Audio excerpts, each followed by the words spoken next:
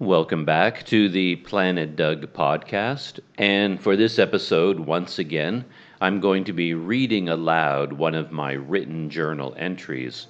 And this one is from the morning of the day that I went to Sumatra by boat. So that was Saturday, October 26th, 2024. And I started writing at 5:08 a.m. in my room at the house in Port Dickson, Malaysia. Journal post. The explosions mystery continues. It's funny that even I, Mr. Logical, can succumb to things like omens. It's just after 5 o'clock in the morning, and I woke up early because I need to leave myself enough time to get ready and go to the dock to get on my boat to Sumatra.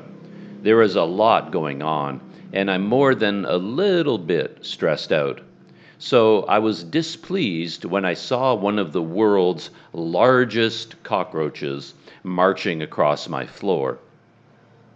For people in Canada, I must stress that I am not talking about one of those little Canadian cockroaches.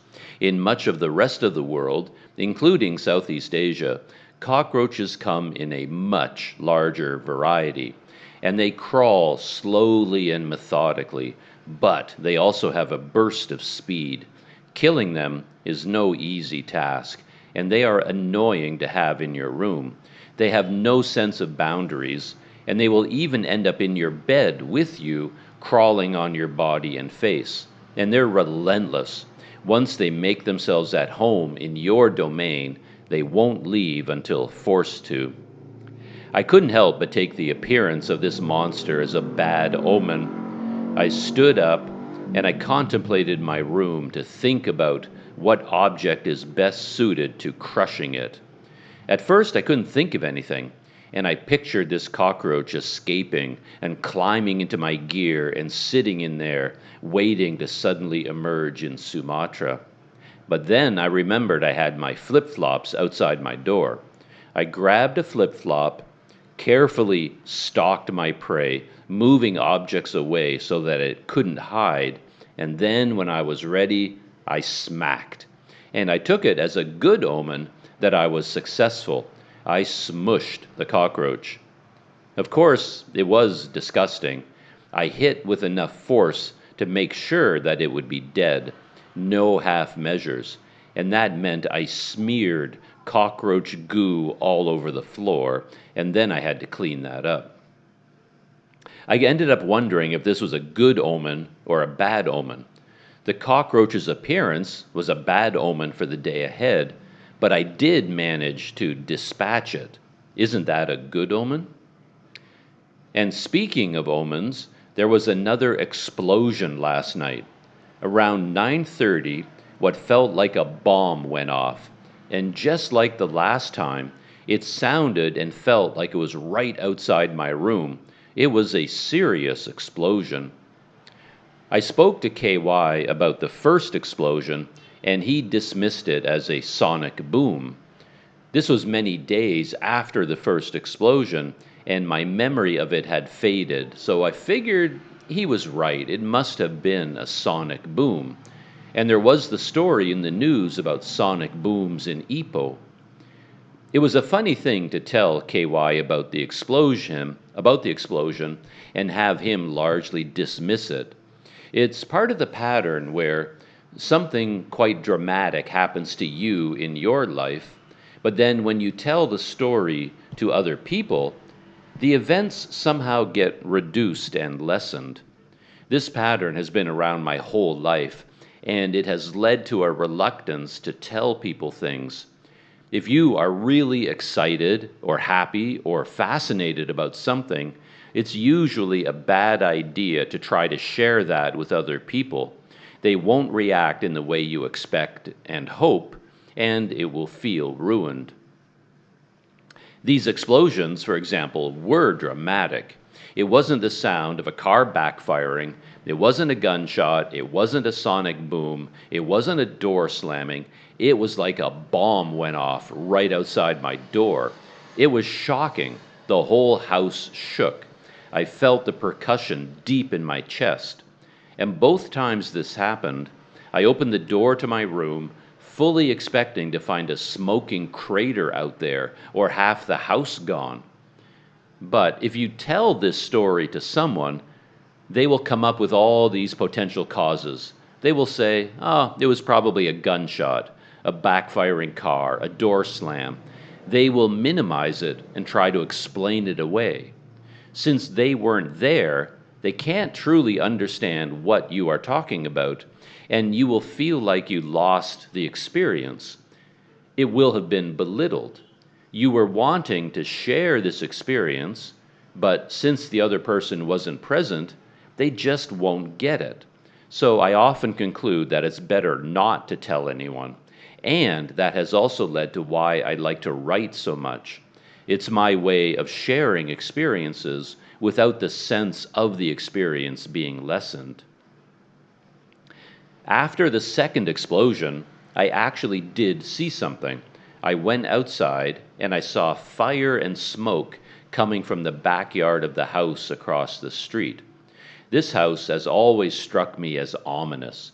I remember commenting to KY and other people that you could imagine a serial killer living there. It sits up higher than anything around it, so you can't really get a good look. It is old and ramshackle with lots of new sections of buildings tacked randomly onto other sections. The land is surrounded by high and serious barbed wire. It houses guard dogs, and I never see any people. And the smoke and fire indicated that for some reason, the people that lived there blew something up in the backyard. And it probably wasn't an accident, because it happened twice. And the weird thing is that it wasn't reported. No emergency vehicles showed up. It's a complete mystery. I mentioned this to KY, and then I instantly regretted it. Again, sharing the story seemed to serve no purpose. I wrote to him to tell him that the explosion definitely wasn't a sonic boom. It was very clear with this second explosion that it was very much something like a bomb, and I ended my message saying that it was another Port Dickson mystery. And KY wrote back to say that since I was leaving Port Dickson anyway, I didn't have to worry about it anymore. I guess he was trying to say something comforting, but he missed the point entirely. I wasn't worried about the explosions. I just found them fascinating. They were a mystery that I'd like to solve, and I wanted to share the fun story. It struck me as something fun to talk about and speculate about. But it was clear that when you tell other people your fun story, they just won't get it. So you might as well keep it to yourself so it isn't ruined.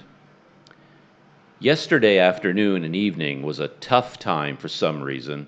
I wasn't feeling good about my decision to take my bicycle to Sumatra.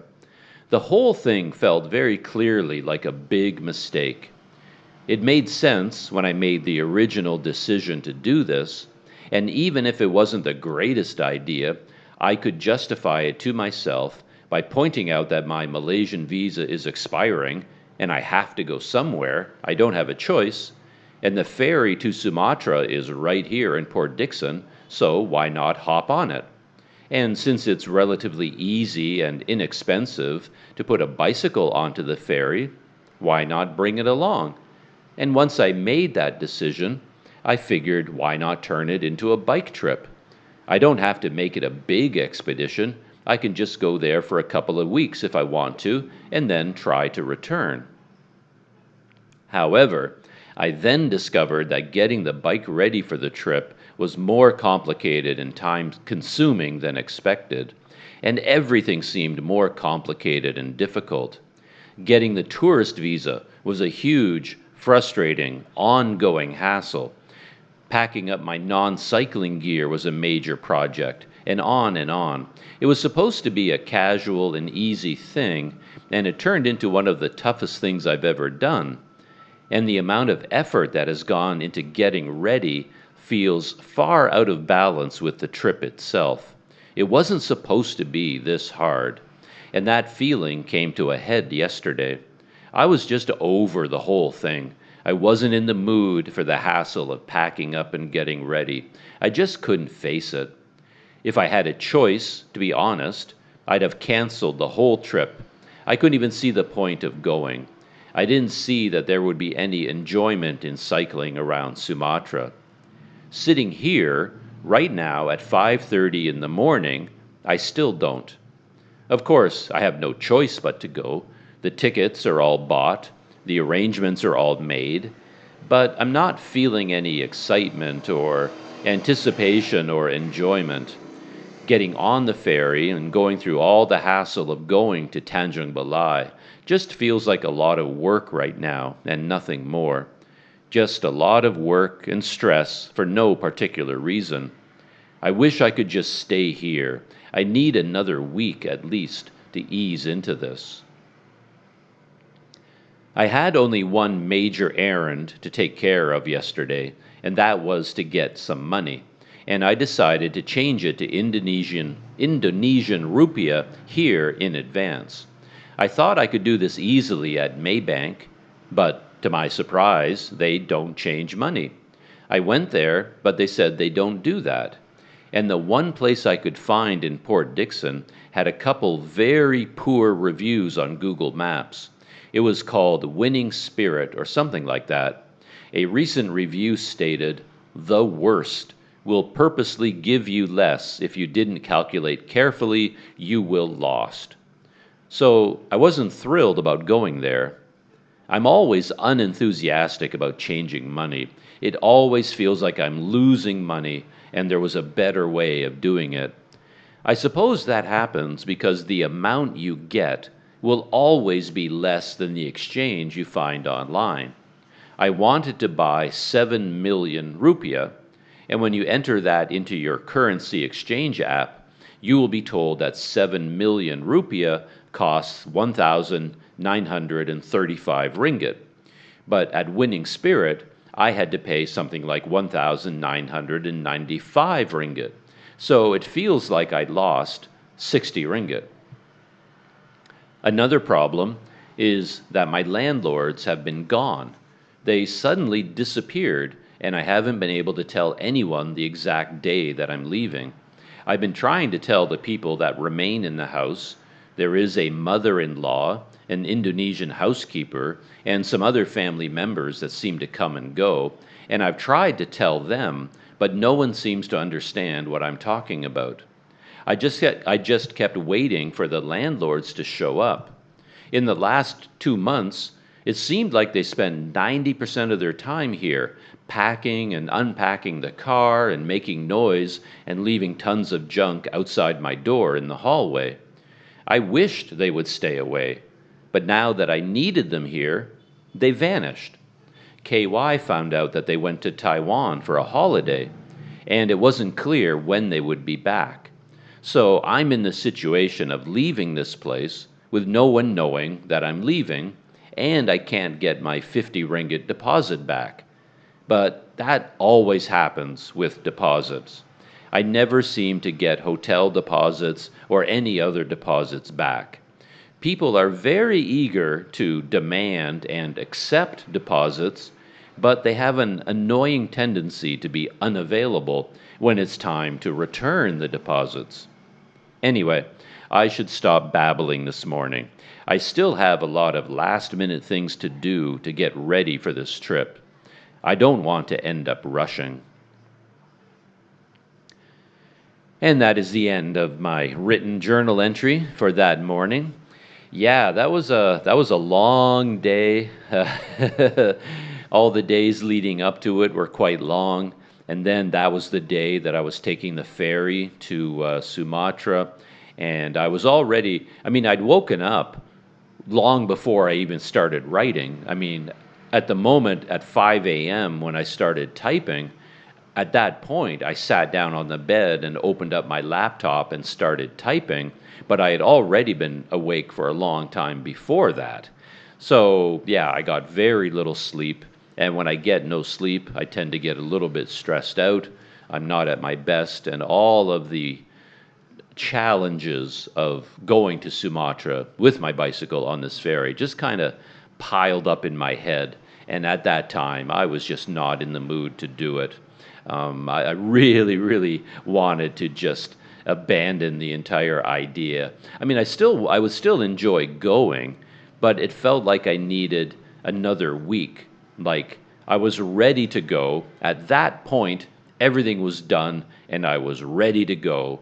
But at that point, then I needed another 2 days to ease into the experience of actually going, if you see what I mean. And the story of the explosion, I think, is kind of interesting because I was not exaggerating in this journal entry in any way. The two explosions that I heard, that I experienced, I didn't just hear them, I felt them, and they were shocking. I mean, I was sitting on the bed in my room. I had something on my lap, whether it was the tablet or the laptop, I can't remember.